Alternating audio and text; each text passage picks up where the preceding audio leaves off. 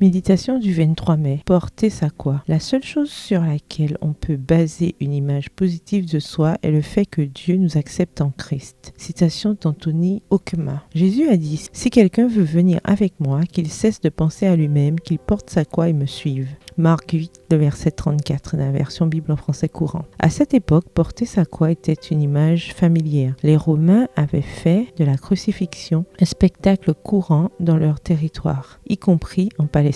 Lorsqu'une personne était condamnée à une telle mort, elle était obligée de porter sur son dos jusqu'au lieu d'exécution la croix où elle devait être pendue, ou au moins le poteau ou la traverse. Porter sa croix ne pouvait que signifier, comme le remarque H.B. Sweeter, se mettre à la place de condamné sur le chemin de son exécution. Citation du livre The Gospel According to Mark, l'Évangile selon Marc, à la page 172. Suivre Jésus en portant notre croix, c'est prendre la décision d'aller sur le lieu de notre exécution. Et qu'est-ce qui sera exécuté là-bas ? Cette partie de nous qui, si elle est entretenue, nous éloignera de Dieu. En effet, ceux qui sont au Christ Jésus ont crucifié la chair avec ses passions et ses désirs. Galates 5, le verset 24. Chaque disciple crucifie la nature pécheresse, les passions et les mauvais désirs qui l'éloignent de Jésus. Porter la croix, crucifier le moi, s'oublier soi-même ne signifie pas ne pas s'aimer, comme si nous n'avions aucune valeur. Nous avons de la valeur et beaucoup de valeur. Nous sommes créés à l'image de Dieu et rachetés par son Fils. J'aime la façon dont John Stott a défini cela. Le moi que nous devons renier et crucifier est notre nature déchue, tout ce qui en nous était compatible avec Jésus. Alors que le moi que nous devons affirmer et chérir est le moi qui a été créé à l'image de Dieu, tout ce qui en nous est compatible avec Jésus. L'oubli de soi n'est pas un chemin d'autodestruction, mais de découverte de soi.